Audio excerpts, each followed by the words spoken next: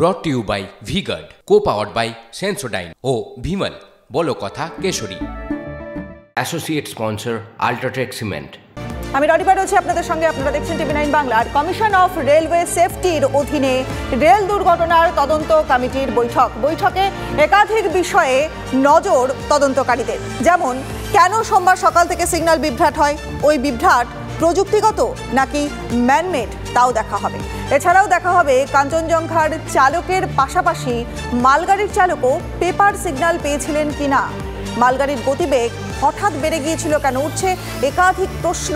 একটার পর একটা প্রশ্ন কিন্তু সামনে চলে আসছে যে মালগাড়ির যে গতিবেগ তা হঠাৎ কেন বেড়েছিল, কিংবা এই কাঞ্চনজঙ্ঘার চালকের পাশাপাশি মালগাড়ির চালকও কিন্তু পেপার সিগন্যাল পেয়েছিলেন, আদৌ কি তিনি সেই পেপার সিগন্যাল পেয়েছিলেন, তার গতিবেগ হঠাৎ বেড়েছিল কেন।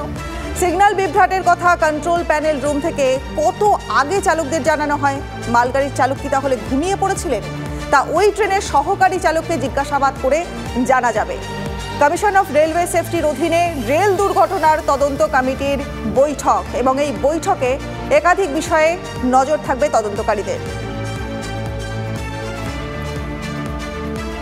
কমিশন অফ রেলওয়ে সেফটির তদন্ত শুরুর আগেই রেল বোর্ডের ঘোষণা দুর্ঘটনা চালকের দোষে, এবং রেল বোর্ড জানায় মালগাড়ির চালক সিগন্যাল ভেঙে এগিয়ে যান।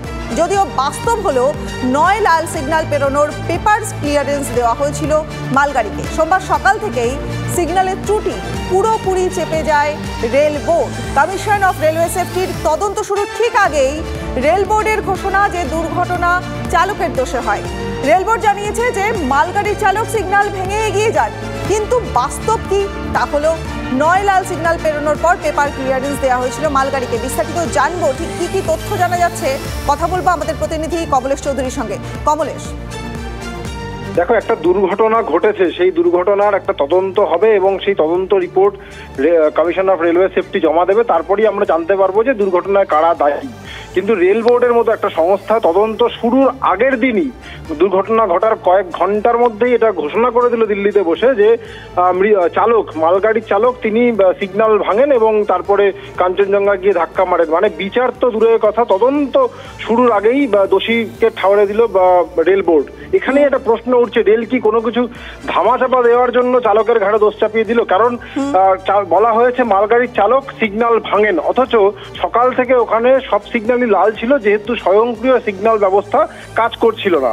ফলে লাল সিগন্যাল পেরিয়ে যাওয়ার জন্য স্টেশন মাস্টারই তাকে একটা ফর্ম দিয়েছিলেন, যেটাকে পেপার ক্লিয়ারেন্স বলা হয়। ফলে সিগন্যাল ভাঙার প্রসঙ্গ এখানে কোনোভাবেই আসছে না। ফলে এমন না যে মালগাড়ি ড্রাইভার স্বেচ্ছায় সেই সিগন্যালগুলো পেরিয়ে গিয়েছেন। সুতরাং এক্ষেত্রে শুধুমাত্র চালকেরই দোষ এরকম নয়, স্টেশন মাস্টার যে সংকেতগুলো দিয়েছেন সেই সংকেতে কোনো ধোঁয়াশা আছে কিনা সেগুলো তদন্ত না করেই চাপিয়ে দেওয়া হলো। আরেকটা বিষয় খুব গুরুত্বপূর্ণ, মালগাড়ির সহকারী চালক তিনি বেঁচে রয়েছেন, অথচ দুপুরবেলা রেল বোর্ড ঘোষণা করে দিল যে তিনি মারা গিয়েছেন। এবার এরকম দায়িত্ব জ্ঞানহীন কাজ রেল বোর্ডের মতো একটা সংস্থা কিভাবে করলো, এটা নিয়ে একটা প্রশ্ন উঠছে। তার সঙ্গে আমরা গতকাল দেখিয়েছি যে আমাদের রিপোর্টার প্রসেনজিৎ দা শিলিগুড়িতে দাঁড়িয়ে দেখিয়েছেন যে একজন যাত্রী, তার নামে এফআইআর করে দিয়েছে রেল, অথচ তিনি জানেন না যে তার করা অভিযোগের ভিত্তিতে এফআইআর পর্যন্ত হয়ে গেছে, এবং সেইখানেও মৃত চালককে দোষী ঠাউরানো হয়ে গেছে তদন্ত শুরুর আগেই। এইগুলোতেই প্রশ্ন উঠছে যে যিনি মারা গিয়েছেন সেই মৃত চালকের ঘাড়ে পুরো দোষ চাপিয়ে রেলওয়ে কি নিজের সিস্টেমে আর কোথাও যে লুপহোলস আছে কিনা সেইগুলো কি ঢেকে দেওয়ার চেষ্টা করছে, এই প্রশ্নগুলো কিন্তু উঠছে। রনিপা, একেবারে অনেকগুলো প্রশ্ন উঠে আসছে। কমলেশ, তুমি সঙ্গে থাকো, ধন্যবাদ আপাতত তোমাকে।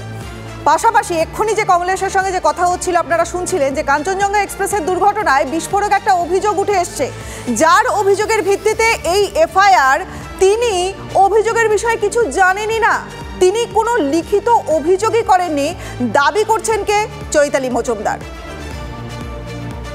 তার তরফ থেকে পাওয়া অভিযোগের ভিত্তিতে এনজিপি জিআরপিতে রেল একটা অভিযোগ জমা দিয়েছে। আমি তো কোনো এফআইআর প্রথমত করিনি, এবার আমাকে নিয়ে যে এত কিছু হচ্ছে সেটা তো আমার ধারণার বাইরে, সেটা তো আমি জানি না।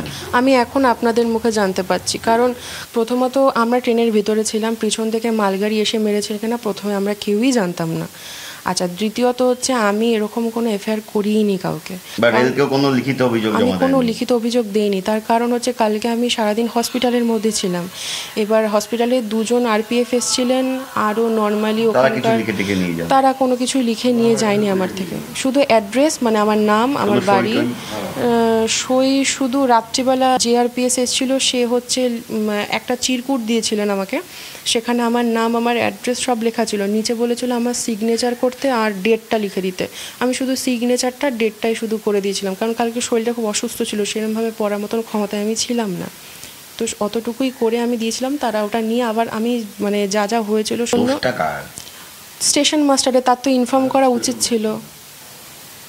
আমরা যে প্রতিদিন যাওয়া আসা করছি এরকমভাবে, আমরা ডেলি প্যাসেঞ্জারই করছি, তাদের তো সুরক্ষার তো একটা দরকার আছে। এরকমভাবে চলে তো কেউ কোনো দিন, আমরা তো ট্রেনে উঠতেই ভয় পাবো। এরপর আমার কালকে যেরকম রাত্রিবেলা হয়েছে, ওখান থেকে আমি ট্রেনের আওয়াজ পাচ্ছি, আমি আতঙ্ক লাগছে আমার। এত বড় একটা দুর্ঘটনা, গোলকধারা কিন্তু সেই সিগন্যালকে ঘিরেই। সত্যি কি দোষী এই মালগাড়ির চালক? সিগন্যাল কি সবুজ ছিল? এমন একটা ব্যস্ত রুট, সেখানে কেন ঘন্টার পর ঘন্টা বিকল ছিল সিগন্যাল? উত্তর কিন্তু নেই রেল কর্তাদের কাছে।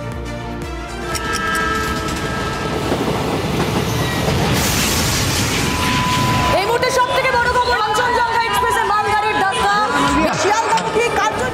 এ যেন তদন্ত শুরুর আগে দোষী সাব্যস্ত করে দেওয়া, মালগাড়ির চালককে কাজ গড়ায় তোলা, আর তদন্ত হতে না হতেই নানা অসঙ্গতি এবং সিগন্যাল নিয়ে বিভিন্ন মত। রেল দুর্ঘটনা ঘিরে উঠে আসছে এমনই সব দিক। সূত্রের খবর, দুর্ঘটনার দিন সকাল থেকেই স্বয়ংক্রিয় সিগন্যালে বিভ্রাট ছিল। রাঙাপানি থেকে পেপার সিগন্যাল দিয়ে ছাড়া হচ্ছিল পর পর ট্রেন। কাঞ্চনজঙ্ঘা এক্সপ্রেস ও মালগাড়ি 2 ট্রেনকেই পেপার সিগন্যাল দেওয়া হয়। সকাল 8টা 20 নাগাদ ছাড়পত্র পায় কাঞ্চনজঙ্ঘা, তার 15 মিনিট পর মালগাড়ি। 2টি ট্রেনকেই 9টি লাল সিগন্যাল পার করার ছাড়পত্র দেওয়া হয়েছিল। পেপার সিগন্যালের নিয়মেই ধীরে অর্থাৎ 15 কিলোমিটার গতিবেগে চলছিল কাঞ্চনজঙ্ঘা, অথচ 78 কিলোমিটার গতিবেগে ছুটছিল মালগাড়ি। আর এখানেই উঠছে প্রশ্ন, পেপার সিগন্যালের নিয়ম কেন ভাঙলেন মালগাড়ির চালক? নথিতে ইঙ্গিত মালগাড়ির চালকের ভুলেই দুর্ঘটনা। ऑटोमेटिक सिग्नल खराब थे तो उसके लिए प्रोसीजर फॉलो करना होता है ड्राइवर्स को, तो पहले वाले ड्राइवर को भी फॉलो करना है, पीछे वाले को करना है। अब इसमें क्या गलती हुई है उसी का इन्वेस्टिगेशन कर रहे हैं। মালগাড়ির গতি দেখে অন্য প্রশ্ন উঠছে, পাশাপাশি আতশ কাচের নিচে সিগন্যালিং ব্যবস্থাও। রাঙাপানি ও নিজবাড়ি স্টেশনের মধ্যে 7 কিলোমিটারের দূরত্ব। এই 2 স্টেশনের মাঝামাঝি অঞ্চলে দুর্ঘটনা ঘটে। 3 থেকে 4 কিলোমিটারের মধ্যে 0 থেকে 78 কিলোমিটার প্রতি ঘন্টায় গতি কি উঠতে পারে? তবে কি রাঙাপানিতে সিগন্যাল সবুজই ছিল? পেপার সিগন্যালের ক্ষেত্রে চলাচলের যে নিয়মটা, প্রত্যেকটা সিগন্যালে ট্রেন দাঁড়াবে, এইখান থেকে বেরিয়ে গেল সিগন্যাল লাল, ওই যে আগে আরেকটা দ্বিতীয় সিগন্যাল, সেইখানে কিন্তু ট্রেনটা আবার দাঁড়িয়ে পড়লো, এখানে তাকে দাঁড়াতে হবে 1 মিনিট। এটাই রেলের প্রোটোকল। তাহলে কি কিছু ধামাচাপা দেওয়ার চেষ্টা চলছে? स्टैंडर्ड प्रोसीजर होता है, कोई सिग्नल खराब होते हैं तो उसको पार करने के लिए अथॉरिटी दी जाती है, वो अथॉरिटी दी गई है। उस अथॉरिटी देने के बावजूद भी कैसे इतना स्पीड आया है वो सब मैटर इन्वेस्टिगेशन। এত বড় দুর্ঘটনা, পর পর বেঘোরে মৃত্যু, তারপরও এমন একটা গুরুত্বপূর্ণ রুটে সিগন্যালে ত্রুটি নিয়ে কেন মুখে কুলুপ রেলের? সায়ন্ত ভট্টাচার্য ও প্রসেনজিৎ চৌধুরীর রিপোর্ট, TV9 বাংলা। বাংলার কোনো ট্রেনেই নেই অ্যান্টি কলিশন ডিভাইস বা কবচ। 2 বছরে মাত্র 1500 কিলোমিটার রেল লাইনে কবচ ব্যবস্থা। দেশের মাত্র 65 থেকে 70টি ট্রেন কবচ ব্যবস্থার আওতায়। কবচ ব্যবস্থায় খরচ প্রতি কিলোমিটারে 50 লক্ষ টাকা দাবি রেলের। 64,000 কিলোমিটারে কবচের খরচ 32,000 কোটি টাকা দাবি রেলের। কলকাতা দিল্লি, কলকাতা মুম্বাই, কলকাতা চেন্নাই রুটে বেশি আয়। সর্বোচ্চ রাজস্বের 3 রুটেই নেই অ্যান্টি কলিশন ডিভাইস। আগামী 1 বছরে 3000 কিলোমিটার কবচের আওতায় আসবে দাবি রেলের। 3000 কিলোমিটারে বাংলা থাকবে কিনা উঠছে প্রশ্ন। যদি প্রতি বছর রেল বাজেটে সেই পরিকল্পনা না থাকে পরিকাঠামো উন্নয়নের, নিরাপদ পরিকাঠামো গড়ার, তাহলে সেক্ষেত্রে যা হওয়ার তাই হচ্ছে যে বাংলা থেকে আমি বলছি আবারও যে তিনখানা major route, Kolkata Delhi, Kolkata Chennai, Kolkata Mumbai highest revenue earn করে। রেল বাজেটটাকে ইউনিয়ন বাজেটের সাথে মিশিয়ে দিয়ে আরেকটা বড় ডাইলিউশন হয়েছে যে রেলের যে পরিকাঠামো, রেলের যে বরাদ্দ, সেটা কিন্তু কার্যত কমে যাচ্ছে। পশ্চিমবঙ্গের মতো ডেন্সলি পপুলেটেড রুটগুলো, তো রেলওয়ে রুটগুলো আরও বেশি অ্যাফেক্টেড হচ্ছে, ফলে আমাদের বিপদ বাড়ছে, আশঙ্কা বাড়ছে, প্রাণ হাতে নিয়ে যাত্রীদের যেতে হচ্ছে। এখনো বসেনি, কয়েকটা জায়গায় বসেছে, সেটা কিছু সেকশন আছে, যেমন ওই দিল্লি থেকে মথুরা এইসব সাইডে শর্টেজ, যদি পয়সাটা দরকার, যত দরকার তত ওরা না করে এখানে করেছে। আমার মনে হচ্ছে যে বিজি রুট যেখানে আছে, যেমন হাওড়া দিল্লি, দিল্লি বোম্বে, এইগুলো রুটের তো কবচ আগে লাগানো উচিত, যেখানে বেশি গাড়ি চলছে। কিন্তু এর জন্য অনেক পয়সার দরকার, সে পয়সা এদের কাছে বাজেট নেই, এ নাটক করে যাচ্ছে। যে আমাদের রাজ্যে কবচ কি এখনো পর্যন্ত, হ্যাঁ দেখুন ওই ডিটেলস নিয়ে বসতে হবে আলাদা করে, কত কি হয়েছে না হয়েছে পুঙ্খানুপুঙ্খ আপনাদের আমি জানিয়ে দেবো, সেটা ডিটেলস নিয়ে বসবো। তবে এই যে আজকের ঘটনা, এটার সঙ্গে কবচকে রিলেট করাটা খুব একটা দরকার নেই। আমরা যেটা বললাম যে গুডস গার্ডের ড্রাইভারে এখানে ফল্ট আছে। कवच तो अभी गुवाहाटी के लिए प्लान्ड है, दिल्ली गुवाहाटी रूट जो है वो नेक्स्ट प्लान में है, नॉट देयर राइट नाउ। कि कवच is the most important thing जो कि प्रोलिफरेट करना है, ये एक मिशन मोड में बढ़ाया जा रहा है।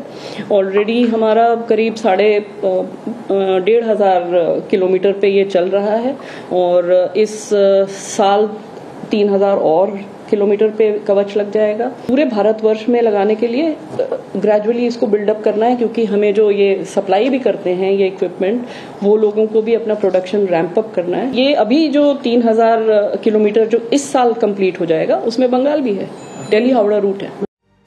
শুধু ওই আহমেদাবাদ, বোম্বে এইসব জায়গাগুলো করবে কেন? আমাদের এখানে কেন করবেন? আমাদের এখানে কেন 10 বছর লাগে? ওই কবচ পুরো ভারতবর্ষে করতে 10 বছর লাগে নাকি খরচা করতে চাইছেন না? জীবন হাতে নিয়ে যাচ্ছে, বন্দে ভারত বন্দে ভারত, আমাদের তো মৃত্যুর মুখে ঠেলে দিচ্ছে। এই ইনফ্রাস্ট্রাকচার, পলিউশন ডিভাইস নাই, কিচ্ছু নেই, ইনফ্রাস্ট্রাকচার। সাধারণ যাত্রীরা প্রশ্ন তুলছেন, যেখানে কলকাতা হাওড়া থেকে কলকাতা মুম্বাই, কলকাতা দিল্লি, কলকাতা চেন্নাইয়ের মতো হাই রেভিনিউ রুট রয়েছে, সেখানে কেন কবচ প্রক্রিয়া ইনস্টল করা যাবে না? তাহলে কি গুরুত্ব দেওয়া হচ্ছে না বাংলাকে? যেখানে হাই রেভিনিউ দেওয়া হয় এই রুটগুলিতে, সেখানে কবচ প্রক্রিয়া কেন ইনস্টল করা যাবে না? গত 10 বছরে মাত্র 1,500 কিলোমিটার পথে অ্যান্টি কলিশন ডিভাইস প্রক্রিয়া ইনস্টল করা হয়েছে। আগামী 1 বছরে 3,000 কিলোমিটার রুটে এই কবচ প্রক্রিয়া ইনস্টলের কথা চিন্তাভাবনায় রেখেছে রেল বোর্ড, আর তাতে বাংলাকে অন্তর্ভুক্ত করার কথাও জানিয়েছে রেল বোর্ডের চেয়ারম্যান। কিন্তু এতদিন পর্যন্ত কেন করা গেল না তা নিয়ে কোনো উত্তর নেই পূর্ব রেল বা দক্ষিণ পূর্ব রেল বা উত্তর পূর্ব ফ্রন্টিয়ারের রেলের কোনো আধিকারিকদের গলায়। এমনকি রেল বোর্ডের চেয়ারম্যানও এই ব্যাপারে কোনো সঠিক উত্তর দিতে পারেননি। বাংলাকে একাধিক ক্ষেত্রে উপেক্ষা করা হচ্ছে বলে সাধারণ যাত্রীরা অভিযোগ করেছেন, আর সেই উপেক্ষার অন্যতম নিদর্শন হচ্ছে এই বাংলার কোনো রুটে কোনো কবচ প্রক্রিয়া না থাকা। স্বাভাবিকভাবে বিরোধী দলগুলো এটা নিয়ে রীতিমতো কেন্দ্রের শাসক দলকে চেপে ধরেছে, যদিও এই ব্যাপারে এখনও নিরুত্তাপ রেল বোর্ড বা রেল মন্ত্রক। ক্যামেরায় গৌরবের সঙ্গে Sayanta Bhattacharya, TV9 Bangla, Kolkata. Brought to you by V-Guard, co-powered by Sensodyne O Bhimal, বলো কথা Keshari. Associate sponsor Ultratech Cement।